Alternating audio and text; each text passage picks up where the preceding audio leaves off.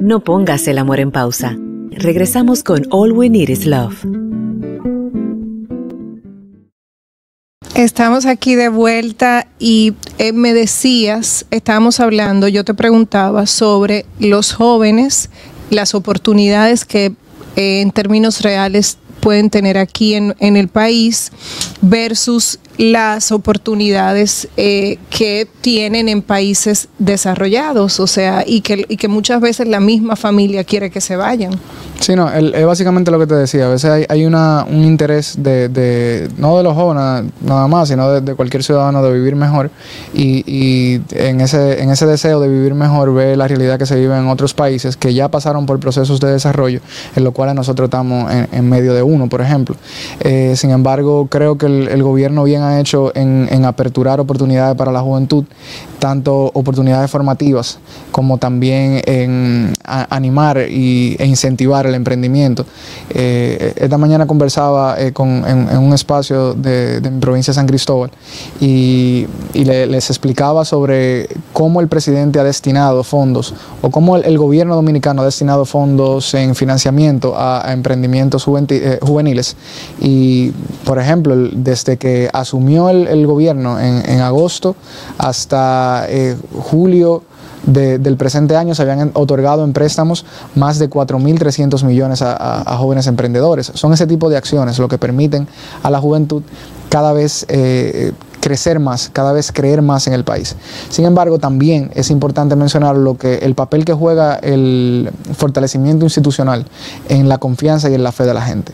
Cuando las personas ven una Junta Central Electoral independiente, cuando las personas ven un Ministerio Público independiente, cuando las personas ven una correcta fiscalización del uso de los fondos públicos, las personas empiezan a creer en el país, empiezan a creer en el Estado y empiezan a tener fe en que pueden construir un futuro en este país y que no tienen que irse a otro país porque este país lo tiene todo. Sí, lo que pasa es que como todo eso se está construyendo, Carlos, tú tienes mucha gente en una narrativa del pasado. No, el ministerio no es independiente, no, exacto, la Junta no es independiente, la Cámara de Cuentas, bueno, hay una situación real ahí que no necesariamente, o sea, el tema independiente, la gente lo pone en tela de juicio. Y yo lo que digo es que si seguimos con la misma narrativa, nosotros no vamos a cambiar nunca. Mira, coge la fecha, así gobierne Jesucristo. Si nosotros nos la pasamos diciendo que los policías son malos, que los AME son malos, que el Ministerio Independiente no es independiente, que la Junta Central no es independiente, nosotros no vamos a cambiar nunca. Porque lo que pasa es que tú tienes a la gente indignándose por moda. Porque es como apostando a un fracaso, es como una búsqueda de drama. O sea, es raro tú encontrar personas proactivas y que vayan en una dirección de solución, de realmente este país sí está cambiando, y no está cambiando porque haya un presidente X o Y. Hay un presidente que está apostando por un escenario totalmente nuevo, y eso no lo puede quitar, eso nadie puede decir que no. O sea, vuelvo y digo, tú puedes decir que a ti no te gusta el gobierno o que tú eres de otro partido, pero las cosas que el presidente ha hecho y ha dicho, tú no puedes quitarlas porque están ahí. No se pueden borrar. O sea, la gente dice de que ¿cuál obra? Y yo te pregunto, ¿cuáles son? Dile tú las obras, porque mira, es que a veces la gente quiere únicamente la infraestructura, las obras el metro, el elevado. Hay muchas cosas que el presidente ha hecho, y sobre todo. Pero la educación por el piso, porque ¿quién estaba llamado a transformar la educación de este país? ¿Quién era que estaba llamado a hacer la transformación de la educación de este país? Quizá el que prometió que lo iba a hacer. Exacto. Con el 4% de la educación. Sin embargo, nosotros tenemos que entender la coyuntura en la que el presidente empezó su gobierno. Entender que al momento del presidente asumir la presidencia de la República, valga la redundancia, se tenía una crisis mundial por el COVID-19. Había mucha incertidumbre en cuanto a cómo iban a funcionar los servicios públicos, cómo cómo otros servicios que estaban a punto de colapsar, como el servicio de salud, pudieron ser rescatados, cómo se pudo rescatar la economía, cómo nosotros hemos podido empezar todo un proceso de reforma desde el gobierno dominicano para llegar a eso que nosotros estábamos hablando, o sea, cómo se pueden dar ese tipo de transformaciones, cómo se dieron en otros países, por qué hay un sistema de seguridad social que funciona en España, por qué el de nosotros no está funcionando tanto. Bueno, ellos vivieron un proceso que nosotros lo estamos viviendo ahora, se está aperturando, se están acercando los servicios a la gente, se están garantizando el acceso a derechos, como por ejemplo el derecho de la educación. Cuando hablamos de los jóvenes, a los cuales se les está otorgando ahora autobuses, se le otorgó el pasado año y se siguen otorgando en este año autobuses a las asociaciones de estudiantes de los pueblos para que puedan llegar a acceder a ese derecho fundamental que es el derecho a la educación. Esos son el tipo de intangibles que para muchos, desde sus privilegios, desde la burbuja de privilegios en la que han crecido, lo ven algo como algo simple, pero yo lo decía esta mañana, ¿qué impacto tiene en la vida de un joven que gastaba?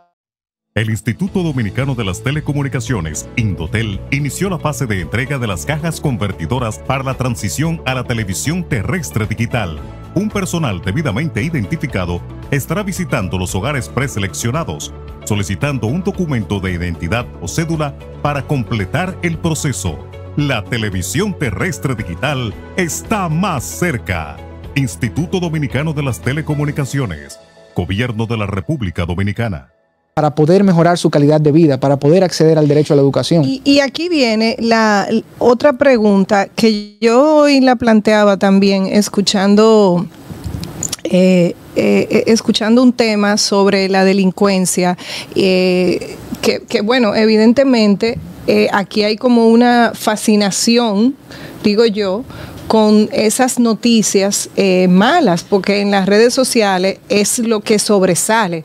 Mientras la noticia sea más violenta, mucho más se viraliza, o sea, es una tendencia clara.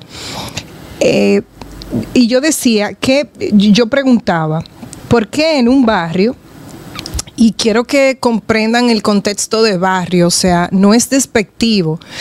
Lo que estoy diciendo es, en ese ecosistema donde las personas tienen muchas limitaciones, condiciones muy precarias, ¿por qué? O sea, reales, porque tú tienes personas que logran desarrollarse, que logran salir de ahí, que logran tomar posiciones de poder, que tienen un trayecto en su vida de trabajo y salen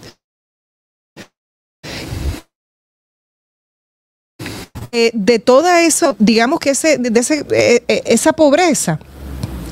Y tú tienes personas que no, que se quedan ahí, en ese círculo vicioso, o sea, dando vueltas. Entonces, ¿qué es lo que hace realmente la diferencia? Es el Estado el responsable. O sea, porque seamos honestos en ese sentido, los países desarrollados que nosotros alabamos tantos, tienen el mismo tema, el mismo dilema. Eso está relacionado con la naturaleza humana. Tú tienes gente que cruza, o sea, atraviesa todos los obstáculos y llega a lo que quiere en su vida, y gente que no logra moverse del lugar. Sí, mira, eso es algo normal, incluso hay una desigualdad que parte de lo natural. Sin embargo, sí, yo creo que el presidente bien lo ha entendido y tanto de nuestro partido nosotros siempre defendemos eso, el hecho de poder construir políticas públicas que tengan como centro la dignidad de la gente, la dignidad humana. Nosotros somos un partido que por demás, en los propios estatutos nos definimos como socialistas democráticos, pero incluso por venir de la ideología de tener como líder ideológico al doctor José Francisco Peña Gómez, que era un profundo humanista, nosotros sí... y una persona que ejemplifica lo que yo acabo de decir. Exactamente. Una persona que nace en la precariedad y mira cómo termina siendo un referente para todo un país. Sí, no, para todo un país y con un gran impacto global. Exacto. Sin embargo, yo creo que esos son casos excepcionales, importantes, que deben de ser reconocidos. Sin embargo, hay muchas realidades que se viven en los barrios, que se viven en las zonas vulnerables, donde incluso por más que el gobierno intente, como lo ha hecho ahora, o sea, el gobierno ha hecho una gran inversión en gasto social, una inversión en mejorar la calidad de educación, en mejorar las oportunidades, pero sigue todavía rezagado por el tema de la desigualdad. O sea, no una desigualdad que se profundizó en este gobierno, para nada, sí se profundizó el gobierno pasado. Claro, es un resultado de todos los gobiernos, de todos los gobiernos que hemos tenido, pero tú quitarle la desesperanza a una persona de arriba es complejo. Es muy complejo. Hay que chocar con una narrativa que cada vez que viene un proceso electoral tú te vas a encontrar con personas que le fallan a la verdad simplemente porque la verdad le confronta en cuanto a sus aspiraciones personales y es muy difícil. Yo lo que creo que nada es tan difícil como para que nosotros dejemos de hacerlo por el bien del país. Nosotros tenemos que seguir construyendo en la sociedad dominicana no solamente ese sentimiento de satisfacción con el gobierno, sino también ir construyendo un sentimiento de esperanza de frente al futuro. Que sepan que ahora hay un gobierno y un presidente que se quiere reelegir desde el poder, pero desde el poder de la honestidad, desde el poder de los valores, desde el poder de la transparencia y desde el poder que tienen tener a las mejores mujeres y hombres al servicio del país, construyendo un proyecto político como es el que encabeza el compañero Luis Abinader. Que no es cierto que, como yo he leído, vuelvo y digo, que hay gente que por ego mantiene un discurso, porque es por ego, porque el ego, siempre voy a utilizar un término un poco crudo, pero el ego jode el criterio. O sea, no es real que una persona que se reelige y que constitucionalmente puede, no es cierto que lo está haciendo por las mismas razones que presidentes del pasado. O sea, no es verdad. Señores, por favor, o sea, lo que está a la vista, lo mucho hasta Dios lo ve.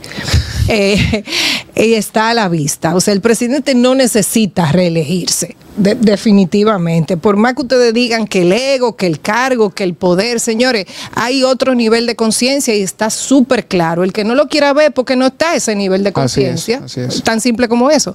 Vámonos a ya, por quien usted vote, ya es un problema suyo. Cada quien tiene derecho a votar por quien quiera, pero no quiera desvalidar cosas que están a la vista. O sea, no diga que el discurso reeleccionista es el mismo. No lo es. No lo es. No midan a todo el mundo igual. Vámonos a la pausa y regresamos. Aquí está mi querida amiga y una persona que admiro muchísimo, Kilia Llano, una mujer, una gestora cultural, una persona que ama el arte, que lo respira, que forma parte de su estilo de vida y que como digo yo, ha sido una llanera solitaria para embellecer esta ciudad, para llenar nuestras calles, nuestras paredes, nuestros murales, los ha convertido en murales, paredes calladas que terminan visualmente gritándonos belleza a través de la visión y la creatividad de Kilia. Y seguimos con Carlos José, ya volvemos. No pongas el amor en pausa. En breve regresamos con All We Need Is Love.